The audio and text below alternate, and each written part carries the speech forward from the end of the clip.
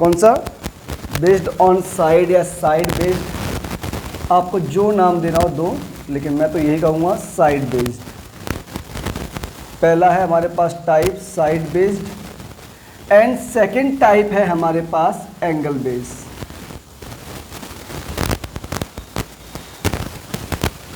Clear? तो sir side based में ना बच्चों ट्राइंगल कितने टाइप के, सब दो टाइप के, side based triangle and angle based triangle. बच्चों जो साइड बेस्ड ट्राइंगल होगा ना उसमें भी हम लोग इसको 3 पार्ट में डिवाइड करेंगे। पहला बच्चों सर इक्विलैटरल ट्राइंगल, दूसरा सर आइसोसेलेस ट्राइंगल, थर्ड और बच्चों सर हमारे पास है स्केलिंग ट्राइंगल, जिसका मैक्सिमम बच्चों को नाम याद नहीं, राइट। उसके बाद एंगल बेस्ड में बच्चों हम लोग इसको 3 पार्ट में डिवाइड करेंगे। ये पार्ट है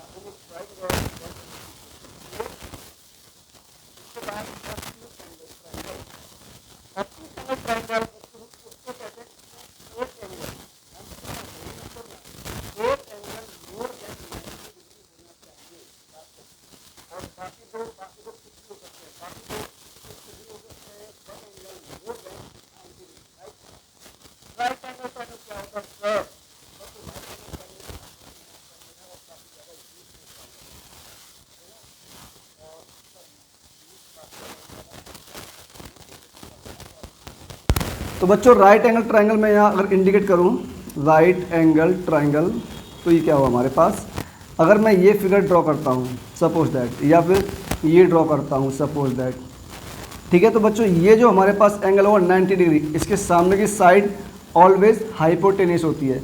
अगर मैं इसको बेस बोल दूँ तो ये परपेंडिकुलर, तो बच्चों यहाँ से hypotenuse square equal to perpendicular square plus base square वाला फॉर्मूला हम लोग ऑलवेज यूज़ करेंगे, जिसे हम लोग बोलते हैं पाइथागोरस थ्योरम। बात समझ में आई? चलो इसी सीरीज में आगे बढ़ते हैं। अब आगे हमसे क्या बोल रहा है, तो होप सो आपको टाइप्स ऑफ ट्रायंगल समझ में आ गया, राइट।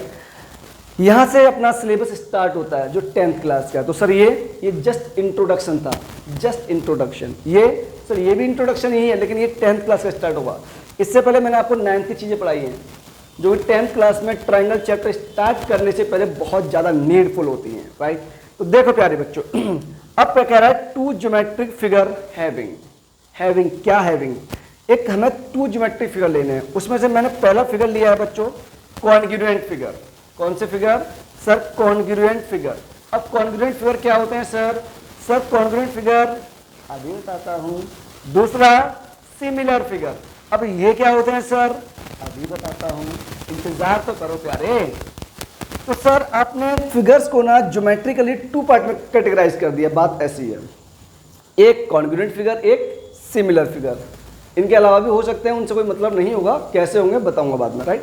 बच्चों कॉन्ग्रुएंट फिगर एक ऐसे फिगर, और ये ध्यान रखना, ये ऑलवेज ना जब भी कॉन्ग्रुएंट फिगर की बात होगी या सिमिलर फिगर की बात होगी तो हम हमेशा कंपेयर में बात करेंगे। मतलब मिनिमम हमारे पास टू थिंग होनी ही चाहिए, टू फिगर होने ही चाहिए, अदरवाइज हम इसका कंपैरिजन नहीं कर सकते। इतनी बात समझ में आई? अदरवाइज हम इसका कंपैरिजन नहीं कर सकते। मेरे शक्तिमान बच्चों क्लियर है आपको? ठीक। तो यहाँ देखो बच्चों कॉन्ग्रुएंट फिगर क्या होता है। बच्चों कॉन्ग्रुएंट फिगर वो फिगर होते हैं जिनमें ना जिनमें shape and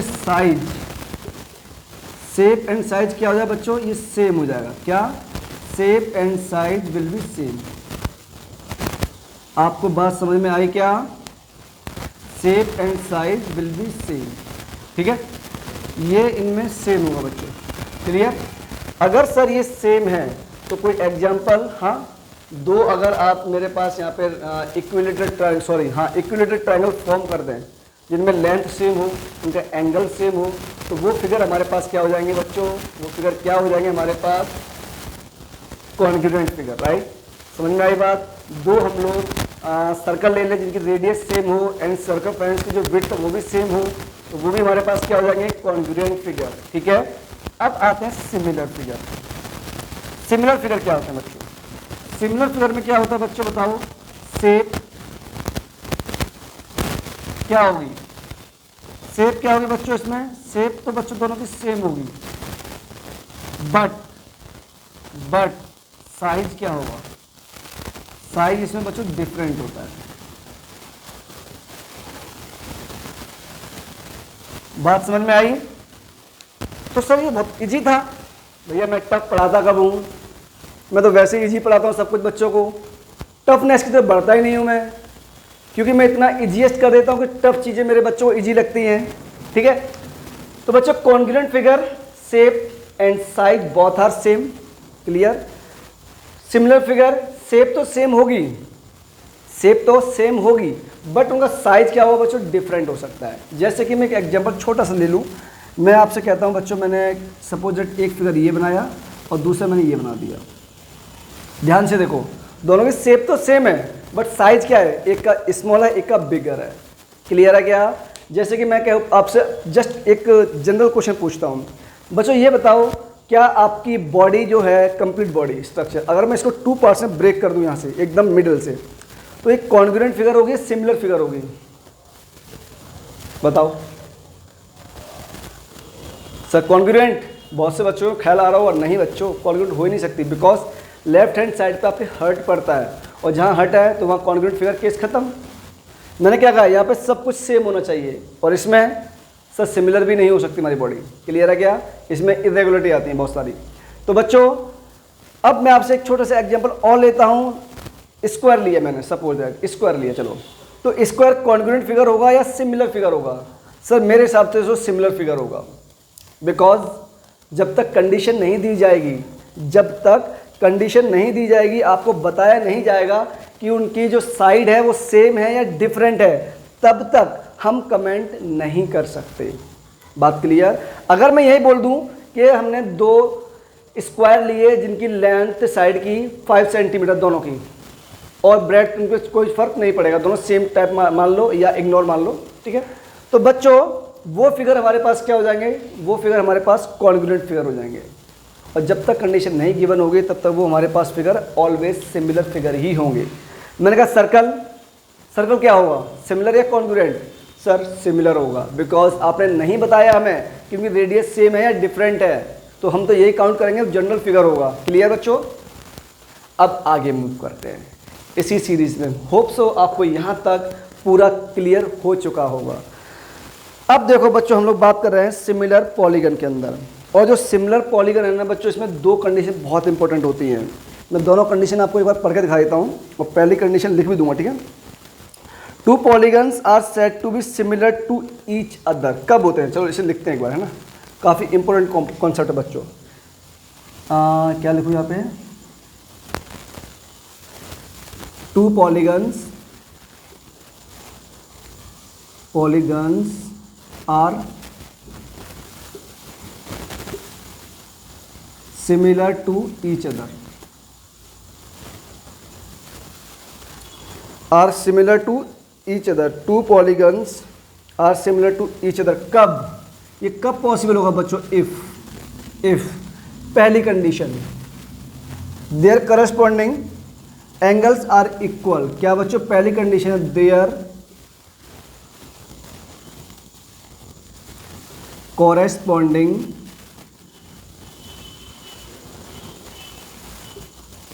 angles are equal. तो बच्चों इनके कॉरस्पॉन्डिंग एंगल इक्वल होना चाहिए। Second condition their corresponding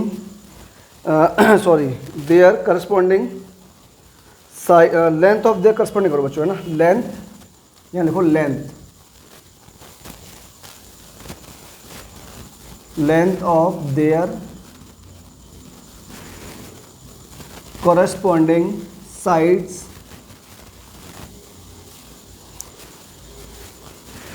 are equal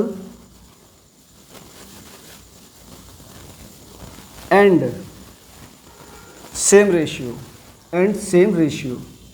या फिर हम इसको प्रोपोर्शनल भी बोल देते हैं बच्चों। क्या बोलते हैं? प्रोपोर्शनल भी बोल देते हैं। तो सेम रेशियो में होना चाहिए। अगर मुझे टू पॉलीगन्स को ये बताना है कि वो सिमिलर फिगर होंगे, क्या बच्चों, टू पॉलीगन्स को मुझे ये बताना है वो दो सिमिलर फिगर होंगे, तो ये दो कंडीशन बहुत इंपॉर्टेंट है।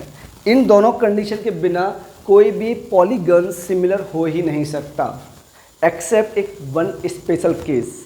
और वो स्पेशल केस क्या होगा, जस्ट इसके बाद ही हमें पढ़ना है, ठीक है। तो बच्चों पहली condition, two polygons are similar to each other, कब, वो तभी पॉसिबल है जब उनके पास दोनों एंगल क्या हो जाए, इक्वल हो जाए, कॉरस्पॉन्डिंग एंगल, एंड उनकी कॉरस्पॉन्डिंग साइड की जो लेंथ है उनका रेशियो भी क्या हो जाए बच्चों, इक्वल हो जाए। जैसे कि मैं चलो इसी फिगर की बात करता हूँ, ठीक है, थोड़ा इसको हल्का सा और बड़ा कर लेते हैं हम लोग। मैं इसी फिगर की बात करता हूँ आपसे, ठीक है बच्चों। मैं इसको नेमिंग कर दूँ क्या, A B C P Q R, ठीक है। तो बच्चों पहला पॉइंट है their corresponding angle are equal. अगर मैंने बात की थी किसमें, ट्राइंगल ए बी सी, किसमें, in triangle A B C and triangle P Q R. तो बच्चों अगर आप लोग ध्यान से देखें तो ट्राइंगल ए बी सी का ऑर्डर ए बी सी है, ट्राइंगल का पी क्यू आर ये ऑर्डर है। तो ए के करस्पॉन्डिंग एंगल पी इक्वल होना चाहिए, एंगल बी के करस्पॉन्डिंग एंगल क्यू इक्वल होना चाहिए, एंगल सी के करस्पॉन्डिंग एंगल आर इक्वल होना चाहिए। मैं आपसे ये बोल रहा हूँ कि पी के करस्पॉन्डिंग एंगल पी, बी के करस्पॉन्डिंग एंगल क्यू, सी के करस्पॉन्डिंग एंगल आर। पहली कंडीशन तो ये इक्वल होने चाहिए, क्लियर है। उसके बाद next case, length of their corresponding side are equal. मतलब मैं कह दूं ए बी का रेशियो किससे लूँगा बच्चों, ट्राइंगल ऑब्जर्व करो, ए बी का रेशियो पी क्यू के साथ होना चाहिए, बी सी का क्यू आर के साथ, सी ए का आर पी के साथ। अगर इनके रेशियो आपस में इक्वल आ जाते हैं तो फिगर हमारे पास क्या हो जाएंगे, दोनों पॉलीगन सिमिलर हो जाएंगे। इतनी बात क्लियर हुई? अगर इतनी बात क्लियर है तो एक केस इसमें और बचा हुआ है और वो हमारे काम का केस है, जो जस्ट इंट्रोडक्शन चल रहा था वहाँ तक पहुँचने के लिए। फटाफट वीडियो पॉज करो, लाइक शेयर सब्सक्राइब करो और जल्दी से नोट करो बच्चों को, फटाफट प्लीज़। तो आपने बच्चों वीडियो पॉज करके सब कुछ नोट कर लिया होगा, मुझे पूरा भरोसा है। हम लोग इसमें मैंने कहा था कि पॉलीगन में एक स्पेशल टाइप भी पढ़ेंगे और जो हमारे बोर्ड लेवल के लिए इम्पॉर्टेंट है और उसका नाम है ट्राइंगल। तो पॉलीगन में अब हम लोग बात करने वाले हैं ट्राइंगल की। तो बच्चों ट्राइंगल है क्या, पॉलीगन्स में जस्ट आगे का पॉइंट क्या है हमारे पास, triangles are special case of polygon. In case of triangles if either of the two condition given in the above definition, जो पॉलीगन के लिए सिमिलर ट्रायंगल डेफिनेशन थी उसकी बात कर रहे हैं हम लोग, definition holds then the other holds automatically. मतलब ये बोल रहा है कि जो दो कंडीशन पॉलीगन्स को प्रूफ करने के लिए हम लोगों ने पढ़ी थी उनमें से अगर एक भी ट्रुथ हो गई ट्रायंगल के केस में तो सेकंड जो कंडीशन है वो ऑटोमेटिकली ट्रुथ हो जाएगी। चलो मैं इसको आपको ऐसे समझाता हूँ कि अगर दो ट्रायंगल मुझे सिमिलर प्रूफ करने हैं तो ये दो कंडीशन हम लोग ऑलरेडी पढ़ चुके हैं किसमें, पॉलीगन्स के अंदर, और बहुत ज़्यादा इंपॉर्टेंट कंडीशन है बच्चों। एग्जाम में बहुत बार एक नंबर में सीधा आस्किंग होता है, ठीक है। तो ये बोल रहा है बच्चों, मैं बात किस में कर रहा हूँ, हम बात कर रहे हैं in triangle A B C and triangle P Q R में। तो मैं ये बोल रहा हूँ बच्चों, अगर angle A equal to angle B हो गया और एक angle A equal to angle P हो गया, angle B equal to angle Q हो गया and angle C equal to angle R हो जाता है। तो जैसे ये एक कंडीशन फुलफिल हुई तो सेकंड कंडीशन बच्चों साइड के रेशियो वाली ऑटोमेटिकली फुलफिल हो जाएगी। मतलब ये दोनों ट्रायंगल आपस में क्या हो जाएंगे, सिमिलर हो जाएंगे। बात समझ में आई? एक क्वेश्चन आपके लिए है बच्चों, अगर कोई फिगर्स कॉन्ग्रुएंट होते हैं तो क्या वो सिमिलर फिगर होंगे, मस्ट है, या फिर अगर दो फिगर्स सिमिलर होते हैं तो वो कॉन्ग्रुएंट फिगर होंगे हमेशा। दोनों में से कौन सा स्टेटमेंट ट्रू है, कमेंट बॉक्स में आंसर लीव करना ध्यान से, ठीक है। तो बच्चों इतना केस समझ में आया?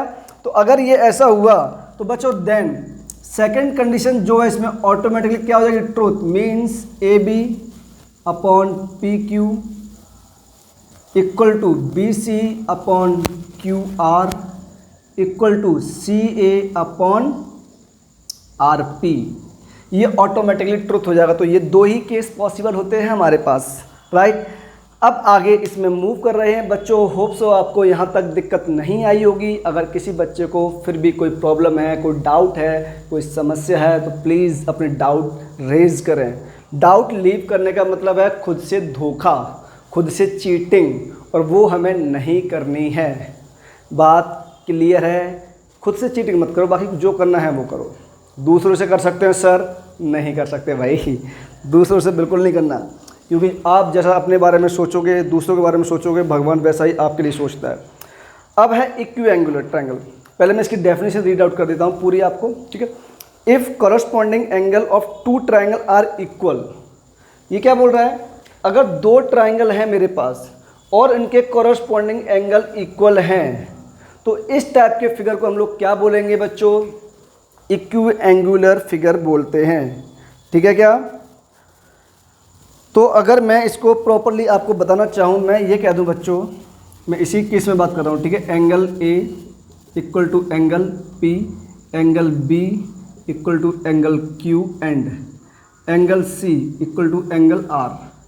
अगर ऐसा है मतलब दो ट्राइंगल के कॉरस्पॉन्डिंग एंगल आपस में इक्वल हो जाते हैं तो इस टाइप के फिगर को हम लोग क्या बोलते हैं, इक्विएंगुलर फिगर बोलते हैं बच्चों। अब इक्विएंगुलर फिगर की खासियत होती है क्या, ये होती है टू ट्राइंगल्स आर इक्विएंगुलर। तो ये तो बच्चों हम वैसे समझ सकते हैं यार, ये हमारी सिमिलर प्रॉपर्टी भी है और इक्विएंगुलर भी हमसे यही कह रहा है कि अगर कोई ट्राइंगल इक्विएंगुलर है, अगर कोई ट्राइंगल इक्विएंगुलर है तो बच्चों उसके जो साइड के रेशियो हैं means A B upon P Q, उसके बाद B C upon Q R and यहाँ से C A upon R P, ये सब भी आपस में बच्चों इक्वल होंगे।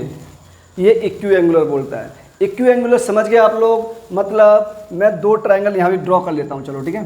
पहला ट्राइंगल मैंने ये ड्रॉ किया, इसको नेमिंग कर दिया A B C and second triangle मैंने ये ड्रॉ किया और इसकी नेमिंग दे दी हमने पी क्यू आर।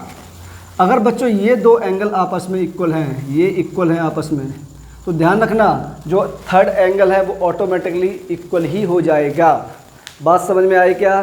तो इक्विएंगुलर क्या होते हैं, ऐसे फिगर, ऐसे ट्राइंगल जहाँ पे सारे एंगल मतलब कॉरस्पॉन्डिंग एंगल क्या होंगे बच्चों, इक्वल हो जाएंगे। बात समझ में आई? तो आज का लेक्चर हम लोग यहीं फिनिश करते हैं। अच्छा एक क्वेश्चन और बताओ बच्चों, सपोज दैट मेरे पास तीन फिगर हैं, ये नोट है, मेरे पास तीन फिगर हैं और मैंने आपसे ये कहा कि मेरे पास एक पॉलीगन है, एक पॉलीगन है, पहला पॉलीगन 1, ये बच्चों सिमिलर है पॉलीगन 2 के, किसके, पॉलीगन 2 के, एंड पॉलीगन 2 सिमिलर है पॉलीगन 3 के। ये बच्चों सिमिलर का फिगर है, ठीक है। तो ये बताओ पॉलीगन 1 एंड पॉलीगन 3 इनमें क्या रिलेशन होगा। तो ध्यान रखना प्यारे बच्चों, अगर पॉलीगन 1 सिमिलर टू पॉलीगन 2 है and polygon 2 similar figure to polygon 3 है तो यहाँ से जो पॉलीगन 1 होगा वो भी सिमिलर होगा पॉलीगन 3 के। इतनी बात ध्यान रखना मेरे प्यारे, ठीक है। तो आज की वीडियो हम लोग यहीं एंड करते हैं। नेक्स्ट पार्ट जो हमारा डिपेंडेंट होगा वो किस पे होगा, आप बहुत अच्छे से जानते हैं, मोस्ट इम्पॉर्टेंट थ्योरम है बच्चों, BPT बेसिक प्रोपोर्शनैलिटी थ्योरम, या हम इसको थेल्स थ्योरम भी कहते हैं। नेक्स्ट पार्ट हमारा इस पर ही डिपेंडेंट होगा, ठीक है। और उसमें जो 4-5 और इम्पॉर्टेंट केस बनते हैं वो भी हम एक ही लेक्चर में कवर करेंगे। क्लियर है क्या? तब तक अपना ख्याल रखिए, take care, bye bye. Video like share subscribe करना मत भूलना। धन्यवाद मेरे प्यारे बच्चों, राधे राधे।